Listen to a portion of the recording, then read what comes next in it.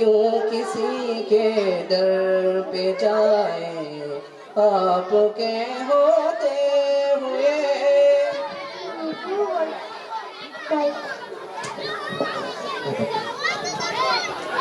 Action sir. ওয়ালাইকুম আসসালাম ওয়া রাহমাতুল্লাহি ওয়া বারাকাতুহু।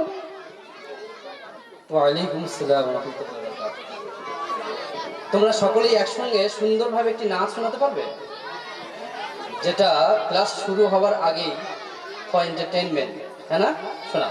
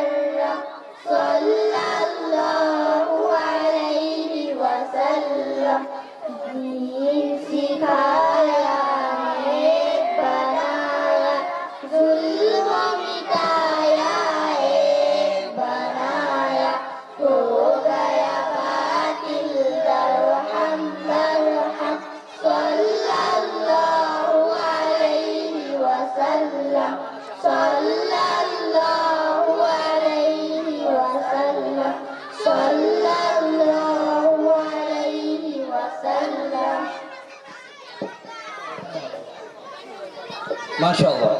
আচ্ছা বাবা, তোমরা কি কায়দা শিখেছো? তোমরা কি জানো কলকলার অক্ষর কয়টি? শোনাও। কি কি?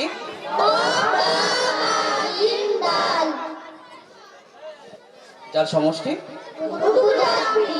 মাশাআল্লাহ। আমরা যে এই কথা বলছি না, এই কথাতে ইকো হয় না? ইকো।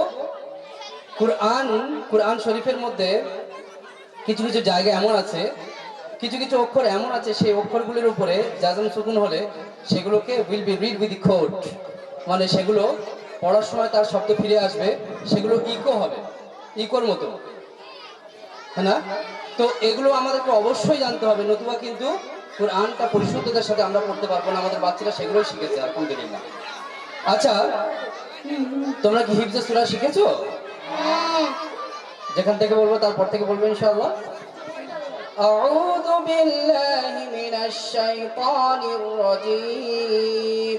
بسم الله الرحمن الرحيم. أرأيت الذي يكذب بالدين فذلك الذي يدع اليتيم ولا يحض على طعام المسكين فويل للمصلين الذين هم عن صلاتهم ساهون। মাশাআল্লাহ মাশাআল্লাহ। আচ্ছা, তোমরা কি দোয়া ও সুন্নাত থেকে কিছু জানো? তোমরা কি জানো আজানের সময় কোন দোয়া পড়তে হয়? শোনাও।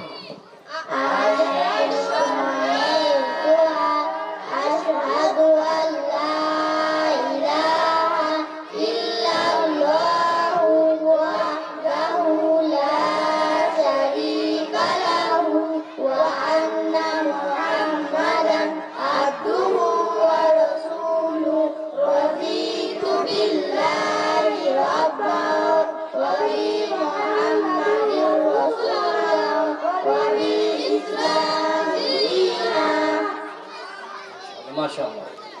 দেখুন, আমাদেরকে একটি উৎসাহিত করার দরকার আছে না নেই? এতক্ষণ কোনো বক্তা হলে, ভিজিটওয়ালা বক্তা হলে মাশাআল্লাহ সুবহানাল্লাহ বন্যা বইয়ে দিতাম। তাহলে কি এই বাচ্চাদেরকে একটু উৎসাহিত করার প্রয়োজন নেই? একবার জোরে সকলে মিলে বলে দেখি মাশাআল্লাহ। আর একটু জোরে বলা যাবে না? মাশাআল্লাহ।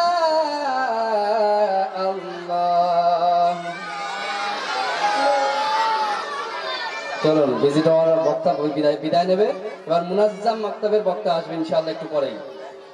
আচ্ছা, তোমরা হাদিস নাম্বার 9 শোনাতে পারবে? শোনাও।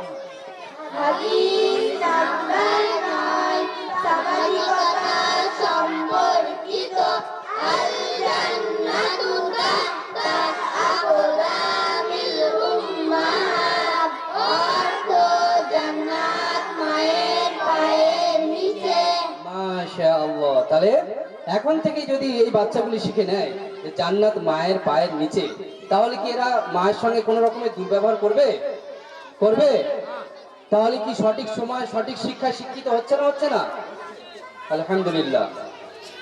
তাহলে দিনিয়াত মুনাজ্জাম মাকতাবের সিলেবাসের দম আমরা বুঝতেই পাচ্ছি।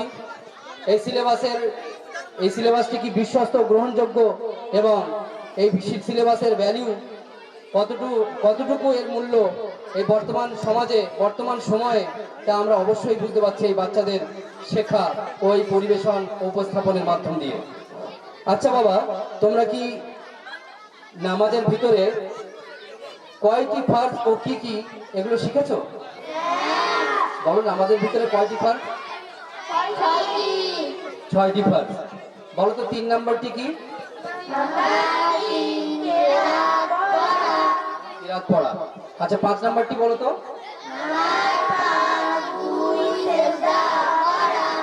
নামাজের ভিতরে যে বিষয়গুলি ফার্জ সেগুলো অবশ্যই আমাদের জানতে হবে, কারণ ওই বিষয়গুলি যদি না জানি তাহলে নামাজের মধ্যে কোন জিনিসটি ছেড়ে যাচ্ছে আমরা বুঝতে পারবো না। অর্থাৎ যে জিনিসটি ছেড়ে গেছে সেই জিনিসটি যদি এই 6টি ফার্জের মধ্যে থেকে একটি হয় তাহলে ওই নামাজটা নামাজই নয়, মানে নামাজ হবেই না। তাহলে আমরা অনেকেই বলি আমার নামাজ হচ্ছে না, সেটা আমাদের খেয়াল থাকে না। এই জন্য শিক্ষা না থাকলে কিন্তু আমরা বিবেচনায় আসতে পারি না যে আমার নামাজটি শুদ্ধ হচ্ছে না। ইনশাআল্লাহ এই প্রজন্ম, বর্তমান প্রজন্ম, আগামী প্রজন্মতে আমরা এগুলো দেখতে পাবো যে তারা পরিশুদ্ধতার সাথে নামাজ পড়ছে, অপরকে সেখানেও সহযোগিতা করছে। আচ্ছা, তোমরা ইসলামিক জ্ঞান শিখেছো? আচ্ছা বলো দেখি, হযরত মূসা আলাইহিস সালাম কোন পাহাড়ে আল্লাহ তাআলার সাথে কথা বলেছিলেন? হযরত মুসা আলাইহিস সালাম আল্লাহর সাথে তুর পাহাড়ে আল্লাহ দেখলেন। তুর পাহাড়ে, ঠিক বলছো তো? ঠিক বলেছে? তুর পাহাড়ে কথা বলেছিলেন। আমরা অনেকেই জানি না এই বিষয় নিয়ে। কেন? আমরা শুধু বলি আমাদের সময় নেই, কেউ বাহানা করি আমাদের বৃত্ত হয়ে গেছি তাই। কিন্তু চায়ের দোকানে ঠিক সময় হয়ে যায়, খবরের কাগজ পড়ার সময় ঠিক সময় হয়ে যায়, ইউটিউব ফেসবুকে আমাদের ঠিক সময় বের করে নিতে পারে। তাহলে কি এগুলো শিখতে হবে না?